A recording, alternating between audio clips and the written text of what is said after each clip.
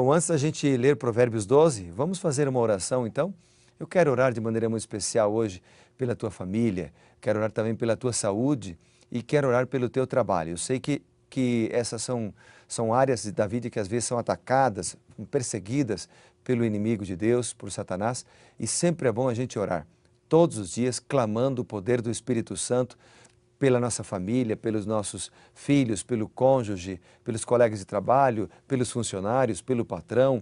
Orar também pela nossa saúde, para que a gente consiga colocar em prática os remédios naturais apresentados por Deus. Enfim, Deus nos tem muita coisa para ensinar a cada dia e nós precisamos aprender a discernir a sua voz. Por isso a oração é importante.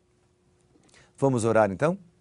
Bondoso Deus e Pai, eu te louvo, Senhor, pela oportunidade de estar aqui mais uma vez neste canal abençoado que é a TV Novo Tempo. Mas de maneira especial peço a tua sabedoria agora para entender a Bíblia Sagrada. Que o Senhor nos ajude a compreendê-la, pois oramos em nome de Jesus. Amém.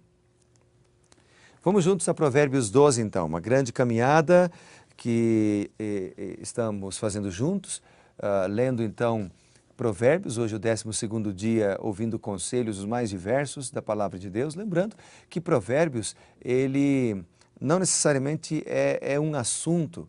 A Bíblia toda, geralmente a maior parte dos capítulos são assim, não é um assunto específico em cada capítulo, mas de maneira muito especial, Provérbios, ele tem assim vários assuntos em cada capítulo. Então, o Salomão, que é o autor, ele vai apresentando aqui assuntos, às vezes você tem um versículo, um assunto, outro versículo, outro assunto e assim por diante. No capítulo 12, nós encontramos aqui, de certa forma, um contraste. Ele apresenta o contraste entre o justo e o ímpio.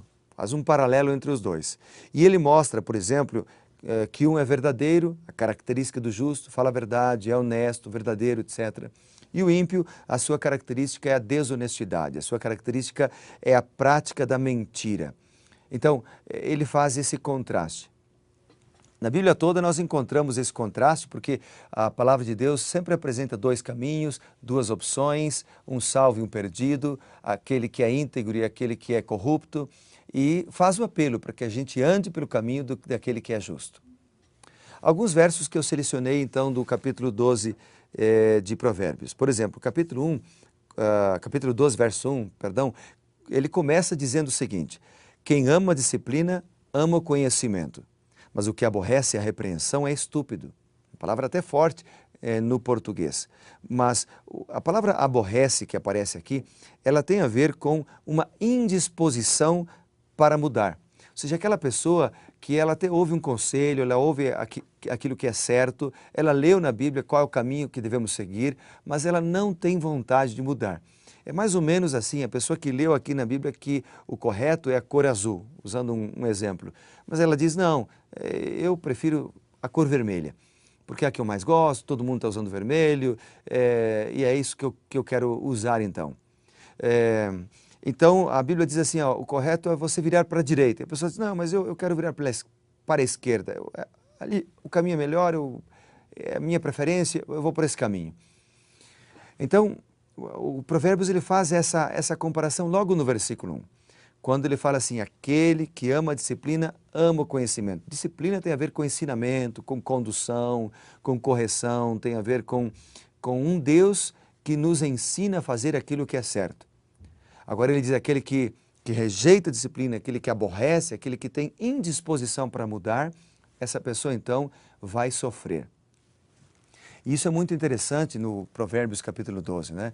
Porque Deus não quer que ninguém sofra. Deus quer que a gente seja feliz, abençoado, que a gente tenha um estilo de vida saudável. E por isso ele nos dá repreensões e ensinamentos na Bíblia.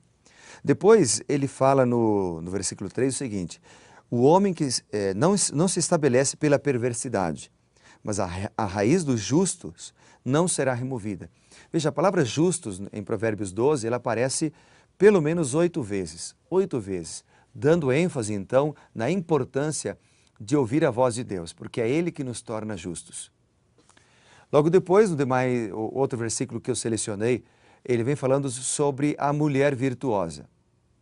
Esse verso, ele está esse tema está no versículo 4, quando Salomão diz assim: a mulher virtuosa é a coroa do seu marido.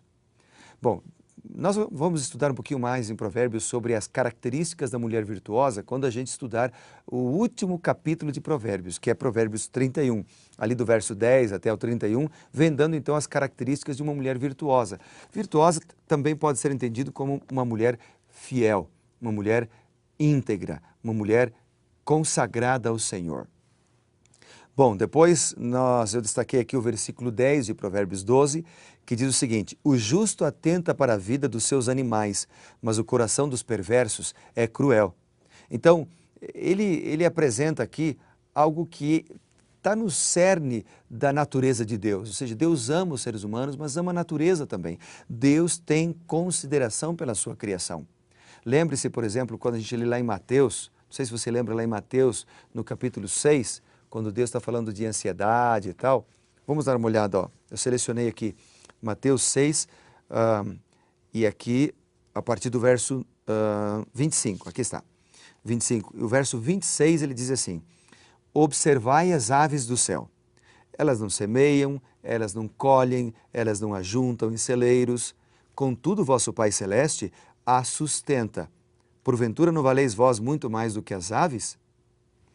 Então, o que o texto está dizendo é que Deus sustenta os animais, Deus sustenta as aves. Deus se preocupa com a sua criação. Se preocupa. Quando a gente vai para Mateus 10, por exemplo, um pouquinho para frente, ali no versículo 29, a gente lê ainda o seguinte, ó: não se vende 2 pardais por um asse, e nenhum deles, pardais ou animais de maneira geral na natureza, cairá em terra sem o consentimento do vosso Pai. Então, o que o texto está dizendo é que Deus tem consideração pela sua criação, por aquilo que Ele criou, pela sua obra criada. Não deveríamos nós também ter? Isso que Provérbios está dizendo, ou seja, respeitar, amar a criação de Deus.